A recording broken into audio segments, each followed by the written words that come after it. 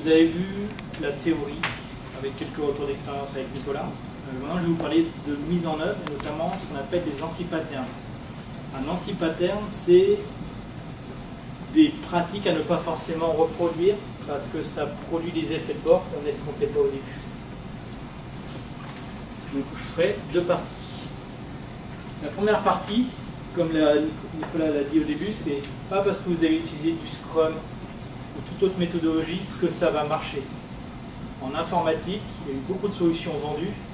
Il n'y a pas de ce qu'on appelle le silver bullet, une solution qui va vous régler vos problèmes. Ce sera à vous de les régler. Ce n'est pas la méthodologie ou l'approche qui va le faire. Souvent, quand on entend parler de Scrum d'agilité, on voit des post-it. Les post-it, c'est du management visuel. Ça permet de voir qu'il y a une story sur le côté que personne ne fait depuis un mois et c'est peut-être en train d'attaquer. Ou que quelqu'un il fait 10 choses en même temps mais il ne finit jamais rien. Et donc là, je vais vous parler des 10 derniers mois. De mon entreprise, on a fait un reset du Scrum et on n'a pas eu les effets escomptés. On a eu la pire vélocité de l'entreprise en termes de produits. Du coup, on a dû couper plein de choses à la fin, réduire la qualité pour pouvoir livrer. On est un éditeur des fonctionnalités qu'on avait vendues à des clients. Et on a eu un gros impact sur la motivation des équipes aussi. Des démissions des gens qui avant qui posaient le plus de lignes de code, le plus de fonctionnalités et qui maintenant produisaient plein. C'est qu'en fait, à partir de 2011-2012, Scrum ne venait plus du bas, mais du haut. Scrum a commencé à s'élargir dans tout le monde anglo-saxon, l'Europe de l'Est et en France. Et en France, il s'est très très vite étendu parce que c'est une méthode où tout est bien cadré, il faut faire ci, il faut faire ça. Et donc c'est très facile à vendre à un DSI, etc. Et donc on a eu des approches par le haut, sans prendre en compte le contexte du bas. Il y a des consultants qui vont vendre dessus en donnant des guides, après ils vont partir. Et ensuite le naturel va partir au galop, c'est-à-dire qu'on va avoir des comportements qui étaient plus proches du cycle en V que de l'agilité. Vous aurez reconnu l'homme à la mallette de Life. Le premier effet, si vous voulez passer à Scrum ou Toto, c'est d'avoir un gros effet Big Bang. C'est-à-dire, du jour au lendemain, vous changez tout. Si vous faites ça, il n'y a rien qui risque de sortir dans au moins les 3 prochains mois. Ça sera beau en effet d'annonce, en effet de communication, mais sur l'impact des personnes de tous les jours, c'est ce qu'on a fait nous. C'était une catastrophe. Les Scrum Masters n'étaient pas assez entraînés. Et personne n'était prêt à changer. Et le changement, ça se fait dans le temps, avec de l'acceptation. L'autre point, c'est le faire by the book. On se dit, si je respecte toutes les règles qu'il y a dans le livre à la lettre, alors mon projet, je suis sûr qu'il va réussir. C'est une incantation. Et on se force à faire le process qui est écrit dans le livre pour que ça fonctionne. Et pareil, ça a plus bloqué des choses, bloqué le fonctionnement qu'autre chose. Enfin, souvent on met en place ce que vous avez vu dans la présentation de Nicolas, des artefacts. C'est-à-dire qu'on va faire des meetings, des cérémoniaux, on va faire très très bien, on va faire le daily tous les jours, on va faire la rétro toutes les 2 semaines, des rétros de 2 heures, des plannings de 4 heures, etc. Parce que les meetings, comme on l'a dit, et après je travaille beaucoup avec des Anglais, c'est pareil en Angleterre, des meetings super longs, on sait en faire. Des réunions super longues, on sait faire. Et à croire qu'on va mettre des post-it sur un tableau et faire des réunions qui sont marquées dans le livre, on va réussir, c'est pas forcément le cas. Faire du développement itératif qui marche à chaque fois, on n'a pas besoin d'attendre 2-3 semaines de temps de stabiliser, c'est une culture, c'est une approche. C'est pas le fait de faire ces meetings qui va changer quelque chose. Enfin, si vous commencez par exemple un sprint, le premier jour, le lundi, vous allez faire le planning meeting. Un des exercices de ce planning meeting, c'est que le product owner il présente ses stories. L'utilisateur veut faire ça pour obtenir ça. Et ce qui est marqué dans les livres, etc., c'est qu'on va faire une sorte de planning poker où chacun va donner une estimation au point. Et la problématique, c'est que beaucoup de personnes en commençant ça se focalisent sur cette estimation. Ils vont perdre beaucoup de temps, 2 heures, 3 heures, 4 heures, et au bout de 2 heures, on leur rappelle 2 stories d'estimés. Et pendant ce temps-là, ils ne développent pas, ils ne font pas de design, etc. Et il ne faut pas oublier l'objectif. L'objectif, c'est de livrer quelque chose qui fonctionne en production, qui a une valeur pour les clients, plutôt que de bien estimer. Parce que quelle que soit votre méthode pour estimer, l'estimation c'est faux. Dans tous les cas. Donc il faut, à un moment donné, l'investissement qu'on fait, il faut qu'on se rende compte de ce qu'on obtient.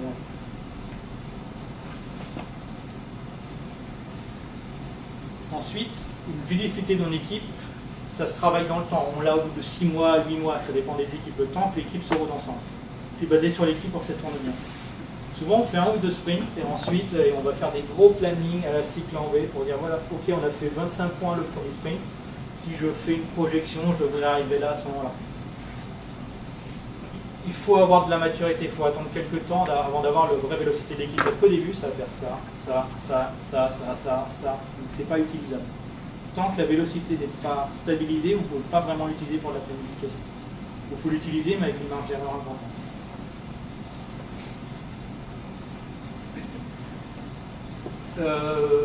Souvent, ce qui arrive une fois que les consultants sont partis et tout ça, c'est que les délits et les démos, ça devient plus un cérémonial agile, ça devient du reporting. Les reporting sont là, les démos sont là pour dire à l'ancien jeu de projet où on en est, pour qu'il puisse reporter à ses chefs, etc. Et j'ai aussi vu dans des démos. C'est-à-dire que le démo, on ne le montre plus à des utilisateurs, mais à des chefs de projet pour mettre à jour leur planning. Et dans ce cas-là, l'équipe n'a pas de feedback sur ce qui est fait, vraiment pour corriger la trajectoire. L'intérêt de l'agilité, c'est de le montrer tôt pour corriger, pour que ça convienne aux besoins. Vous pourrez lire cette histoire de la poule et du cochon, où le cochon veut monter un restaurant qui est de l'omelette au jambon. Sauf que le cochon vient donner son corps et la poule elle donne un œuf, on n'en a pas besoin. C'est des personnes qui peuvent influencer en gros sur les daily meetings, sur les démos, mais qui ne donnent pas d'elles-mêmes. Elles sont juste là pour prendre le reporting et mettre la pénalité au bon point là.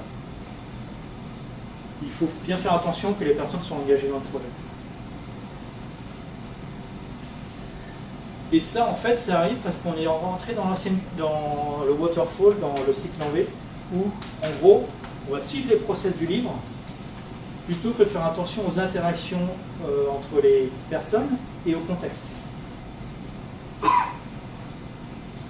Et si vous vous souvenez de la slide que vous avez eue il y avait environ 10-15 minutes, c'est l'inverse qui était marqué dans le manifeste. On a voulu suivre le process agile du bouquin, et on est revenu à l'opposé de ce qu'on voulait faire au départ.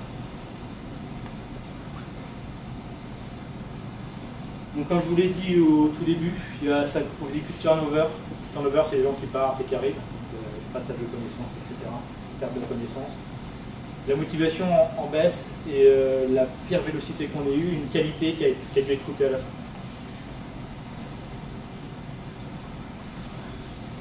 Ce que je vais vous demander après, c'est ce qu'on appelle renverser la tasse de thé dans la culture japonaise. Renverser la tasse de thé, c'est on a une situation, ça ne marche pas, etc. On change de paradigme, c'est-à-dire on renverse tout, on oublie et on reconstruit, on change sa manière de penser. C'est une expression qui est utilisée dans les boîtes de jeux vidéo japonaises. Contrairement aux occidentaux, c'est pas itératif, donc ils assemblent tout de leur côté, ils refont, et si ça va pas, ils cassent tout, ils refont tout à tout moment.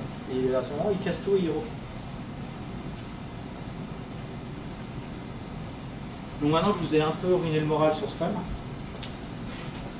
Je fais un petit interlude publicitaire pour dire que le 17 octobre, il y a un Normandie Jug spécial web avec de l'ergonomie, des web components, polymères, etc. Et ça sera ici même, à 19h. Et enfin, il y a toujours Coder Enseigne le 27 novembre. Pour ceux qui n'ont pas eu le site, vous pouvez déjà vous inscrire. Maintenant, on va changer. C'est-à-dire qu'on va faire les hommes plus forts que les process. C'est-à-dire on regarde le contexte, le but qu'on veut aller, et on met en place les choses pour que ça marche, et pas l'inverse.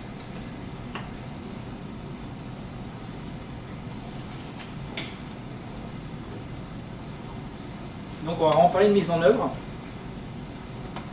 La première étape, c'est la plus difficile, c'est on ne change rien à ce qui existe maintenant. Ça fonctionne d'une certaine manière. Si on la perturbe trop, ça risque de fonctionner beaucoup plus mal. Parce que l'agilité a l'avantage et l'inconvénient de compresser les problèmes, de faire apparaître les problèmes plus rapidement. Ça a des avantages comme des inconvénients. Donc c'est la partie la plus dure. comment on travaille maintenant? On travaille d'une certaine manière, c'est bien, c'est mal, c'est pas le problème. On va essayer de progresser dans le temps. La deuxième étape, on mesure quelque chose en process, quelque chose de simple. En combien de temps on met une fonctionnalité en production? Combien de temps on passe à développer? Combien de temps on passe à tester, etc. Combien de temps le client il attend? Et ensuite, on va rentrer dans un processus d'amélioration continue. Donc, je vous présente la roue du naming, qui est repris dans beaucoup de présentations. Ça, c'est dans l'industrie automobile, industrie aéronautique. Ça existe au Japon depuis les années 60-70. Et c'est apparu aux États-Unis avec le livre Le But, fin 70, début 80. Ça vient du fait qu'au Japon, après la guerre, ils n'avaient pas de ressources, pas d'argent. Donc ils ont dû grossir avec peu au départ. Alors qu'aux États-Unis, ils avaient beaucoup de ressources, donc ils n'ont pas posé la question. Et quand les entreprises japonaises se sont retrouvées à niveau des entreprises américaines, elles ont commencé à prendre des parts de marché, notamment Toyota sur General Motors. Et les entreprises américaines ont dû aller vers des processus d'amélioration continue. Si vous entendez parler de Six Sigma, etc., c'est en rapport avec ça.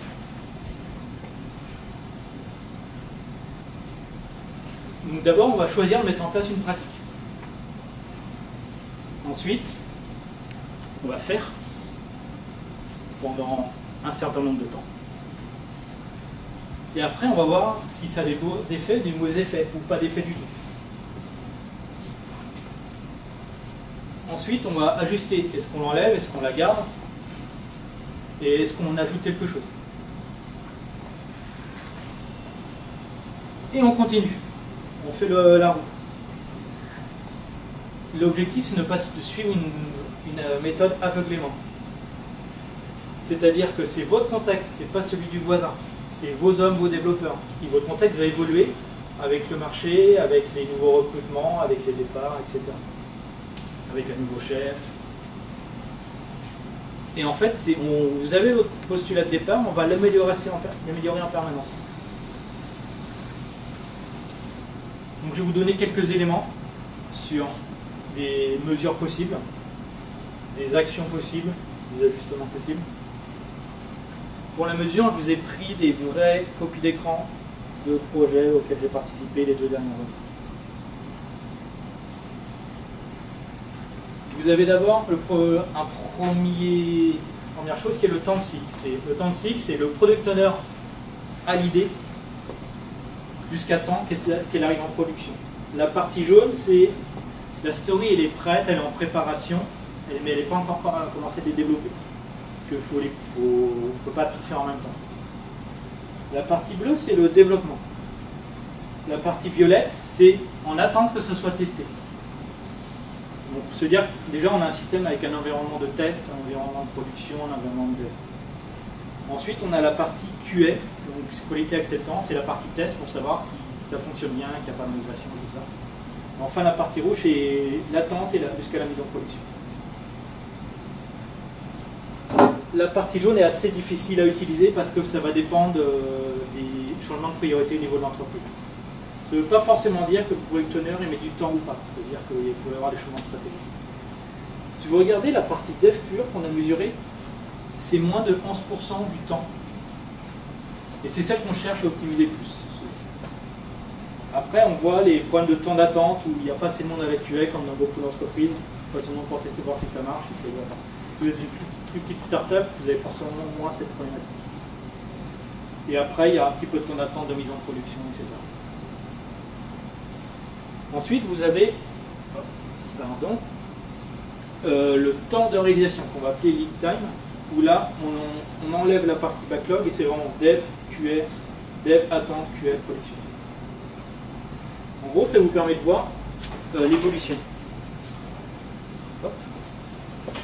Ici, c'est juste avant le prochain bloc. Vous voyez, on a amélioré, on a réussi à réduire le temps de QA, le temps d'attente, etc.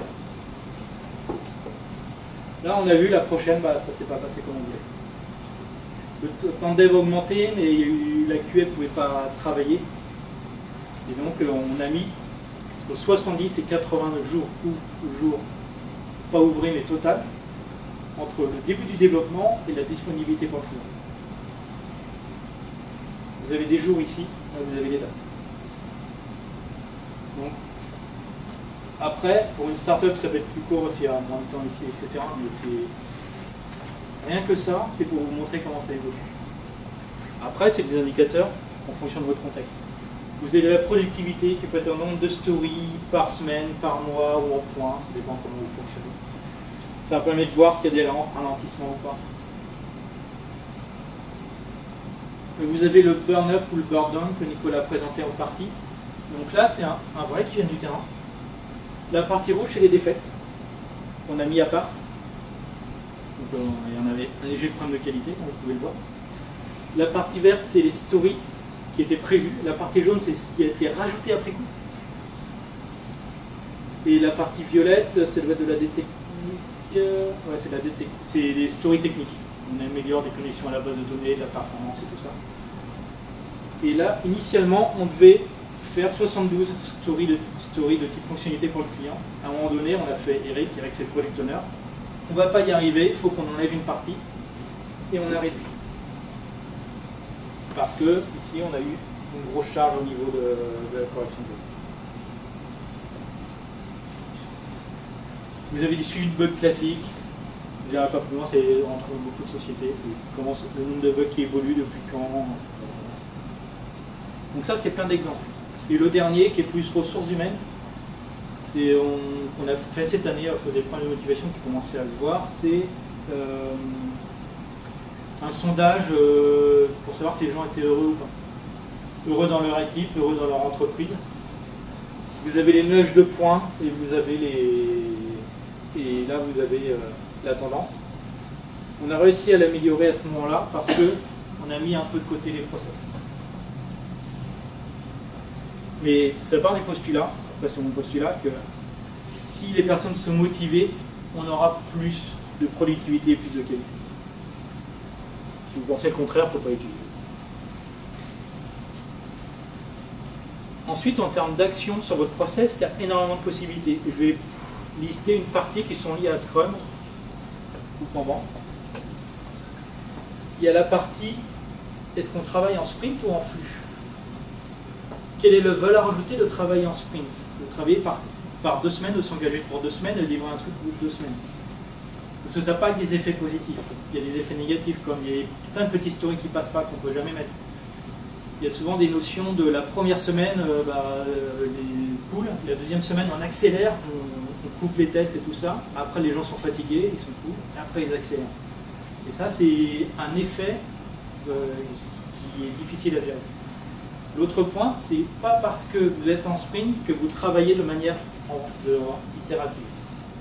Coder de manière itérative pour une application qui marche toujours, c'est plus une manière de coder, une culture, que d'être en flux en sprint. Après, il faut tester les deux. Hein. Il y a des équipes qui travaillent mieux en sprint qu'en flux, des équipes qui travaillent mieux en flux qu'en sprint. Ça dépend des personnes, ça dépend du contexte. Le sprint peut aussi des fois obliger à découper des stories. Et alors qu'en fait, il faudrait juste 3 à 4 semaines pour le faire, mais c'est juste qu'on essaie de le découper et ça fait plus de problèmes d'autres choses. Si on fait du flux, il faut vérifier que les stories ne restent pas dans un coin et elles ne bougent jamais. Il faut vérifier qu'elles soient faites au bout d'un moment. Ensuite, il y a limiter le travail en cours. Si le problème des cycles en V, c'est aussi qu'on commence plein de trucs en même temps. L'administration, le front, le back, etc. Et tout est à moitié fait. Ce que fait Scrum par les sprints, c'est limiter en timeboxant, en limitant par le temps, le nombre de choses que vous pouvez faire en même temps. L'autre manière de le faire, c'est ce qu'a montré Nicolas, c'est que dans son tableau, les personnes avaient une icône, ils pouvaient aller sur une tâche en même temps. Sinon, ça se voyait visuellement. Le tableau permet de voir visuellement. Donc il y a différentes manières de le faire. Et ça s'ajuste dans le temps. On va l'augmenter, le diminuer, et on revient à des effets. Après, il y a les cérémoniaux. Donc là, c'est vraiment avec beaucoup de recul. Quand nous, on faisait vraiment des daily meetings, on se rendait compte que c'était juste pour choper le product owner. Parce que nous, on était sur une marguerite à 4, et les informations passent à toute vitesse. Le daily, on n'apprenait rien du tout. Par contre, c'était le moment où on pouvait juste prendre le product owner pour lui poser des questions parce que le reste du temps, il était en réunion, etc. Donc voilà, il faut vraiment regarder la valeur ajoutée. Faire une rétro toutes les 2 semaines, au bout d'un moment, ça ne sert pas à grand chose. Il faut poser la question une fois par mois, quand on en a besoin. Faire les grooming, c'est travailler sur une story en avance pour savoir ce qu'il y a dedans pour la planifier et la faire. J'ai vu des équipes qui faisaient ça sur des fonctionnalités qu'ils allaient faire sans doute 6 mois ou 8 mois après. Ils auront oublié ce qu'ils ont dit en mars quand ils le feront en novembre. Et voilà, c'est faire les cérémoniaux, c'est pas les appliquer bêtement, mais c'est les appliquer ce qui correspond à votre besoin, à votre contexte.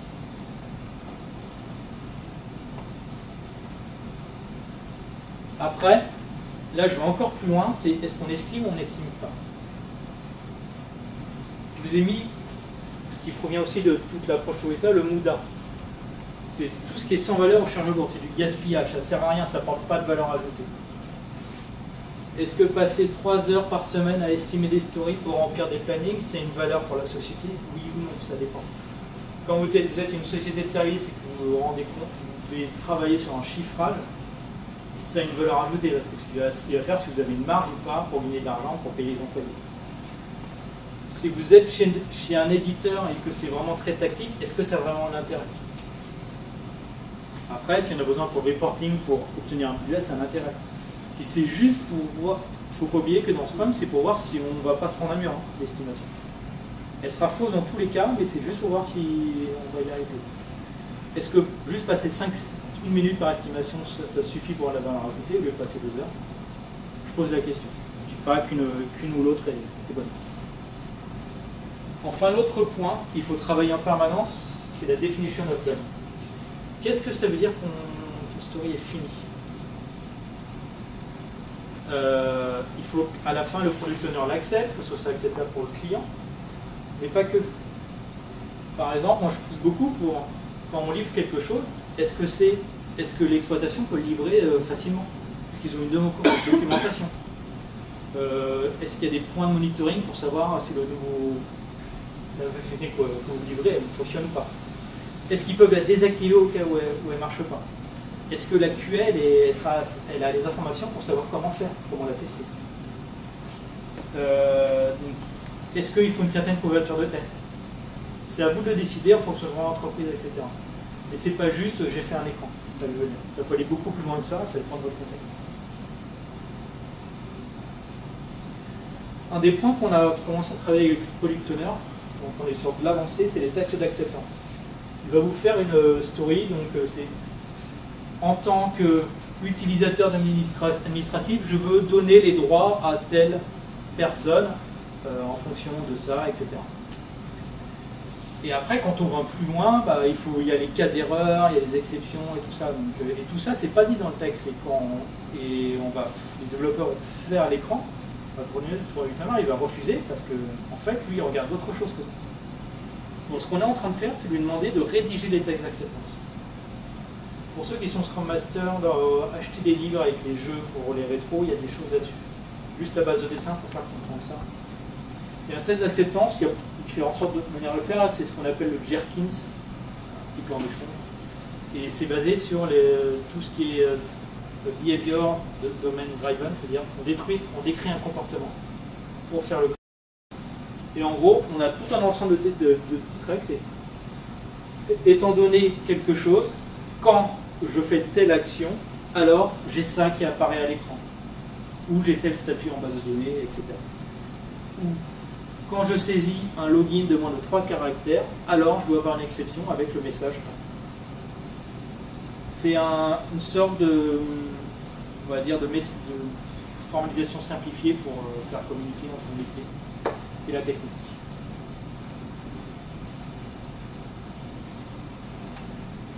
Enfin, il y a d'autres pratiques qu'on a mis en place. C'est ce qu'on appelle les defect day. C'est-à-dire, le problème, c'est qu'on va prioriser souvent les bugs urgents qu'on doit faire. Derrière, on va avoir un gros stock de petits bugs, mais qui sont pas assez gênants pour l'utilisateur pour les faire. Donc, et le problème, c'est qu'ils ne sont jamais trop faits, ils sont un peu laissés de côté. Ce qu'on fait, c'est que pendant une journée, on s'occupe que de ces petits bugs-là. On vide les stocks. Et en passant de ça, on avait des stocks qui étaient de 80-70, on est passé à des stocks en dessous de 30 et 20. Et mine de rien, ça fait une petite différence pour l'utilisateur parce que tous les petits trucs qui le gênent, on les enlève au fur et à mesure. Par exemple, on était telle contrainte sur tel champ alors qu'il n'y avait pas besoin, etc. 25 minutes. On est quasiment arrivé à la fin. Quelques conseils pour l'ajustement, essayez de faire une pratique à la fois.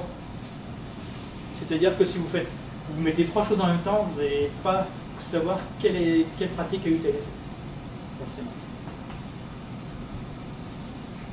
Vous avez le droit de vous tromper. L'agilité, l'objectif, c'est de tromper rapidement. Quand vous prenez une décision, c'est pas pour toujours, c'est peut-être pour 2 semaines, 1 mois. Mais vous avez le droit de vous tromper. Peut-être quand vous avez mis cette pratique-là, c'était pas le bon moment pour le mettre, il fallait le mettre dans 6 mois, parce que là, ça ne peut pas marcher.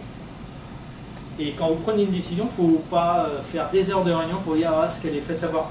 On essaie, on voit pour de vrai ce que ça fait, si on sent, c'est pas grave. J'ai un fils de quasiment 1 an, il tombe tous les jours.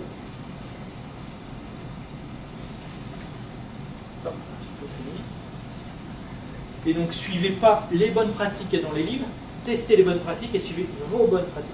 C'est votre contexte, c'est vous.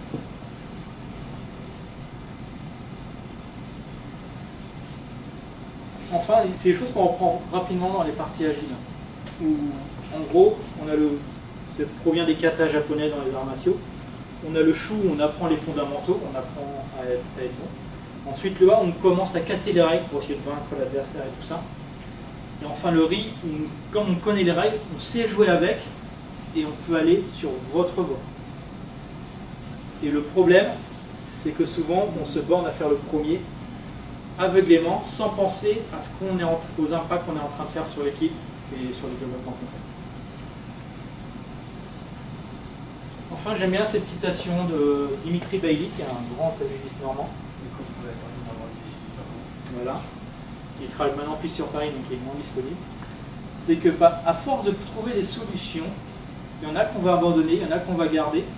C'est pas forcément les meilleures, c'est pas forcément celles qu'il y a dans les livres, mais c'est celles qui ont marché pour nous et qui va faire qu'à force, on aura un système qui marche de mieux en mieux. Et qu'on pourra améliorer en douceur la performance de l'équipe, au lieu de faire un ping-bang et de tout changer. Et tout ce que je vous décris ici, c'est tout ce qu'il y a autour de Kanban. Il y a plein de livres sur Kanban avec des flux, avec des calculs pour calculer la variation, est-ce que l'équipe est bien. Pour moi, Kanban, c'est pas ça, c'est pas une méthodologie, c'est une approche. Vous travaillez sur vous-même pour vous améliorer. Dans la littérature, vous avez beaucoup de choses sur les flux, mais si ça marche pour vous mieux en sprint, faites-le en sprint. Donc, avant une mise en place, en conclusion, faites bien attention aux effets que vous aurez. Testez un par un et vous allez améliorer peu à peu. J'ai terminé.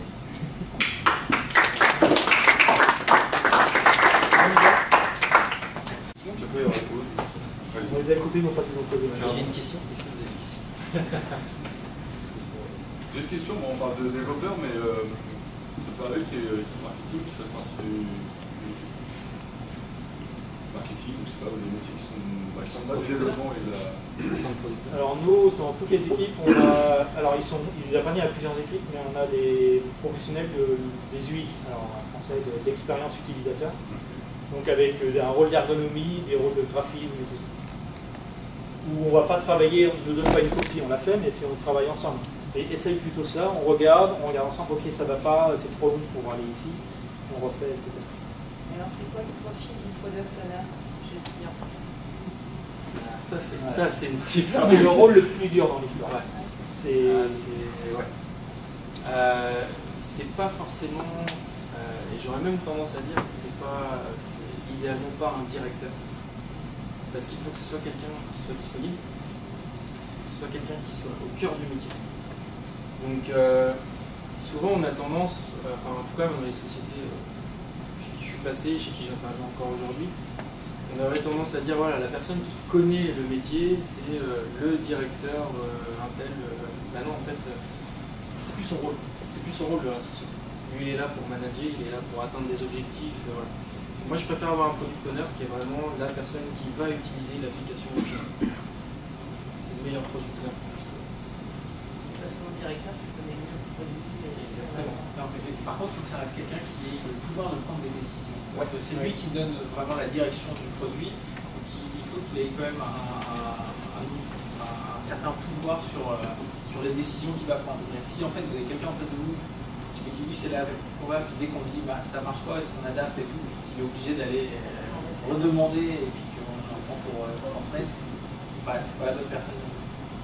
Il faut quelqu'un vraiment qui ait une vision sur le produit aussi, ça compte, pour qu'il suive une direction. Donc moi j'avais l'exemple chez nous de proxy product owner. En fait par équipe il y avait un product owner, mais la vraie personne c'était le product owner d'à côté. Donc l'information elle était un peu déformée, etc. C'est un rôle qui est difficile. Il faut avoir une vision, il faut connaître le métier, il faut savoir bien formaliser. Et c'est un rôle qui n'est pas forcément qui est déjà travaillé en étant sur plusieurs personnes. C'est ça.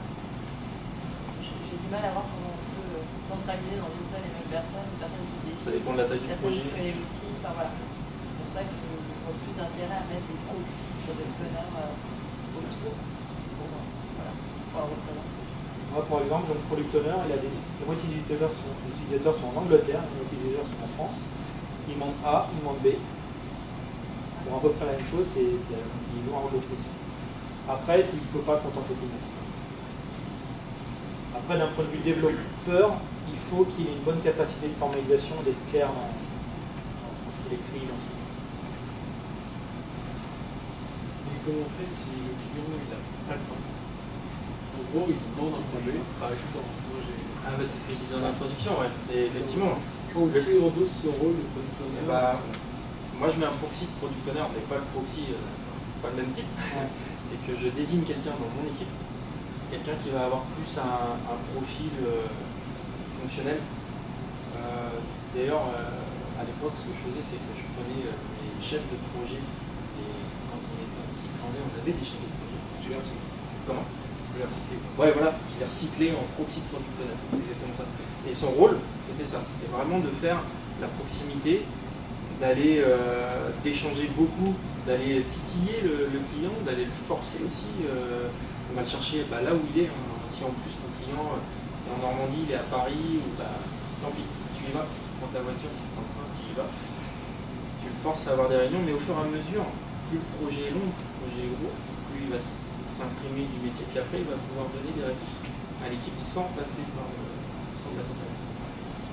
Tu es obligé de faire ça. Parce que le client, s'il fait appel à toi, c'est qu'il n'a pas envie de se prendre la tête. Lui, ce qu'il veut, c'est qu'il donne le papier, le mail, ce que tu veux, ce qu'il appelle lui un cahier des charges. Il te donne ça, puis bon. Ouais, Il dit que comme ça tu dis, il n'a allait pas envie de se prendre la tête, c'est Voilà. pour ça qu'il fait appel à nous. Ouais. Et est-ce qu'il est prêt à endosser le rôle de product owner s'il n'a pas envie de se prendre la tête? Ah bah ouais. Alors après, la question qu'il faut que tu te poses, c'est est-ce que tu es. Faire un projet pour quelqu'un qui a pas envie de s'investir dans Voilà, un projet. et ça, c'est la partie que je présente après. Les gros projets, ça peut être intéressant et malgré tout, d'avoir un client en face, ça peut lui envie de s'investir. Enfin, en tout cas, il dit voilà, moi j'ai mon projet, je dois faire ça. Mais est-ce qu'après qu'il est prêt à aller tous les jours à un petit meeting Non, mais je te. Après, il y a les démos qui sont importantes. Souvent dans les démos, il y a une grosse question. Voilà, on a fait une implémentation, on n'est pas sûr si on a fait une information. Est-ce que ça vaut pas? Ça met en face au bout de 2 semaines, 4 semaines, 10 semaines devant sa responsabilité. Il voit le produit. Et après, l'autre cas de figure, c'est que ça permet aussi de voir que c'est peut-être pas lui, en fait, le vrai client, lui, c'est le donneur d'ordre. Et que le client, il se voit ailleurs, et qu'en fait, ok, vous m'avez donné l'ordre de faire ça, pas de problème, qui vous mettez en face si c'est pas vous? Il y a bien quelqu'un. Si tu veux, on va en Quelqu'un parler qui est après. intéressé par ça. Et quand vous mettez en place ce genre de méthode, j'imagine qu'il aimerait on explique bien au client qu'on a une implication de sa part, davantage que d'autres méthodes, j'imagine. Et qu'à la limite, c'est pas la méthode à impliquer, à implémenter s'il n'est pas prêt à dégager du temps. C'est tout à fait ça. Et là, tu peux casser de la Voilà, enfin. Après, dans les grosses sociétés, il y a aussi un autre point, c'est que souvent celui que vous avez, c'est pas celui qui paye la facture. Par exemple, moi, quand je prends une prestation, je m'assure que tout le monde connaisse à peu près le tarif. Parce que quand le prestataire a tant d'euros par mois, il ne fait rien dans la journée, c'est complètement. Donc, après, c'est de la transparence sur autre chose. Mais après, en fait, si on mélange les méthodes, c'est-à-dire que là, j'imagine un projet costaud, il y a un client qui investit, je veux qu'on place du agile. Comment je fais si j'ai un projet à côté, avec une autre partie de mon équipe, pas agile, cycle en V, et comment je fais pour les faire switcher l'un à l'autre? Parce que là, ça va être la merde, forcément. Non? Bah, moi j'avais le cas sur l'équipe de QA, et de développement, c'est très beau. Après, pour moi, il faut offrir du service. C'est-à-dire qu'il faut offrir de la meilleure qualité. C'est quand ils ont, à un moment donné, ils vont être prêts, vous n'allez pas être prêts, bah, avec la qualité, il faut vous forcer à être prêt à ce moment-là. Ça va pas s'attendre. Après, les approches comment, c'est que vous avez un système. Si vous avez une locomotive là et un wagon ici, ça va pas aller assez vite. Donc peut-être que moi, ce que j'ai fait, j'ai été dans ce cas-là. On a dit, Maxime qui est là pour s'appuyer, est-ce qu'on peut t'aider? De toute façon, ça ne sert à rien qu'on travaille. On amène le gars pour t'aider à faire les tests, et même à te former avant, etc. Parce que c'est facile de jeter la responsabilité à l'autre. On peut peut-être parler de l'outil du DevOps qui va dans ce sens-là. Ouais.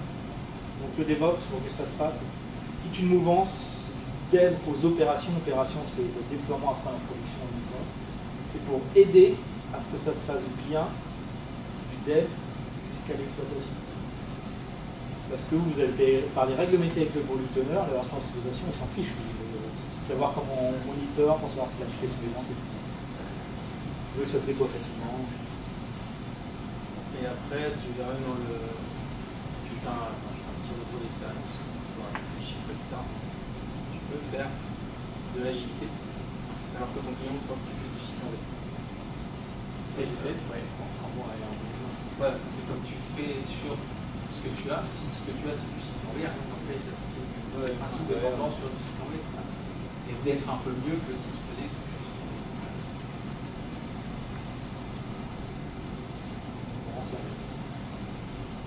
C'est un peu beau. Pourquoi on va faire une quart d'heure, une heure? C'est toi le. C'est parti, C'est toi le restant.